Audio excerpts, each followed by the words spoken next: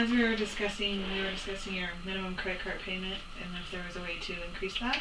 Mm-hmm. And what potential do you think there would be to increase that minimum payment more than just 5 or 10? Because I'm not sure exactly if a lot of that extra 5 or 10 would go too much towards the interest or the principal. Mm-hmm. Yeah, it's minimal, but better than nothing, of course. Yeah.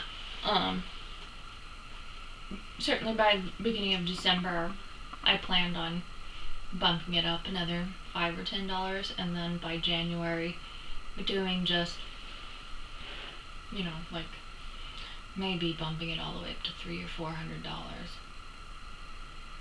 And that's by January, early February? Yeah.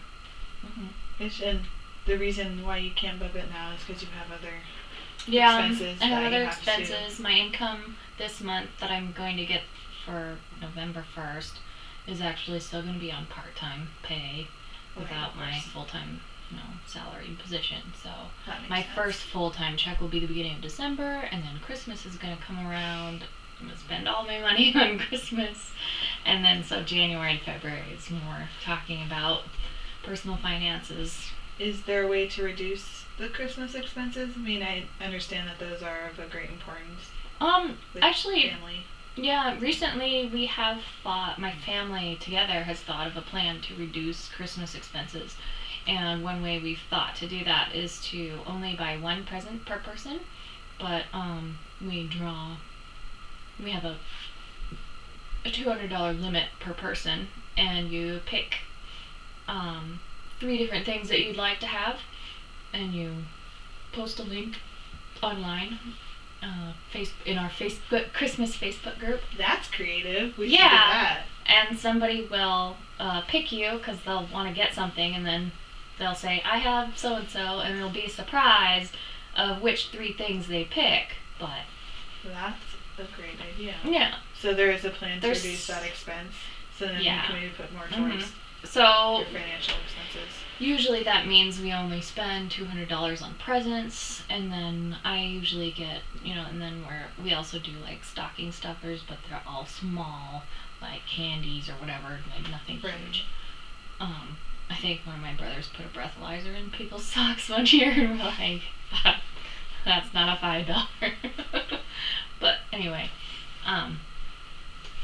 yeah, so we've thought about ideas of cutting expenses. However, this year we have to go to LA because my sister-in-law is pregnant and she's due right around Christmas. So that'll be interesting. So there's a travel expense that you have to budget for. Yeah, and that might be a roughly $500 plane ticket. Okay, well that makes sense. Yeah. Well, for that I would suggest going to maybe like really cheap airline sites because sometimes they have deals, and I would get your ticket if you can as soon as you can, which I know might be hard. But I've read that the more advanced you get your ticket, the less expensive it'll be. Yeah. There's just something to keep in mind that could help reduce your holiday expenses.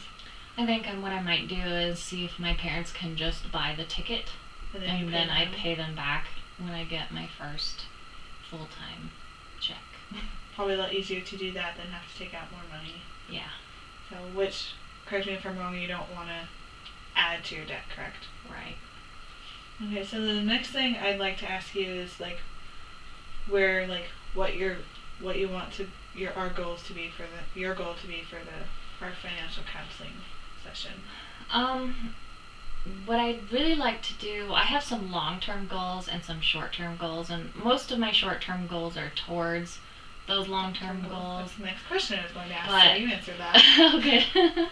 And so paying off the credit cards and getting out of the immediate debt, I call it, I guess, is a priority because I would like to actually start saving money and get up to $6,000 saved so that I can get my own place.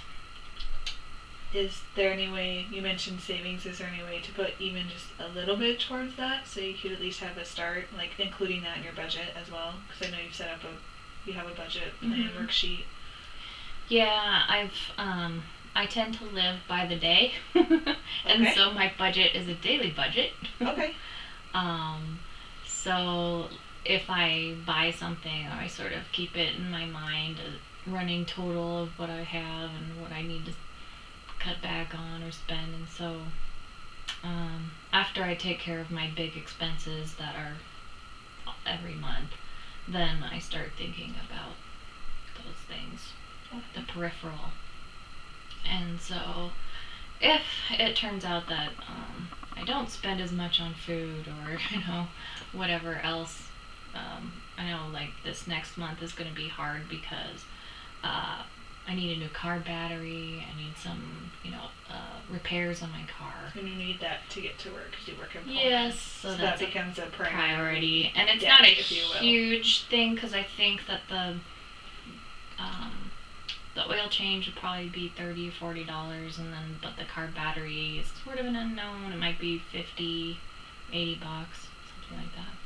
Well, if you don't have your full-time salary yet, $40 or $80 can be quite a good chunk of change.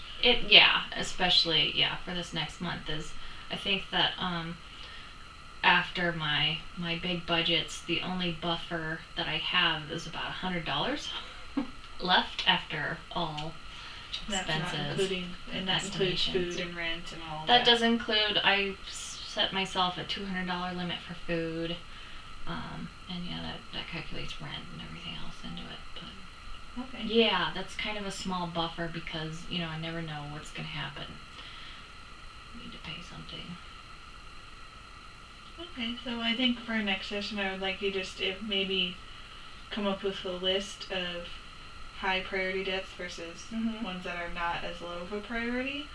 I think that would help us come up with a goal for the next session. That would be great. I think that would be helpful to be thinking about if you want to make that list within the next few weeks or so until our next counseling session. I think that would be helpful for you to see it on paper, and then we could. And it seems pretty clear that you want to pay your credit card debt first because that is the one thing you can pay at least something on that accrues interest, and the faster you pay it off, the less you'll end up paying long term. So I think that will be everything for this session, and thank you for meeting with me, and I'll look forward to seeing you next time. Great, thank you very much. You're very welcome.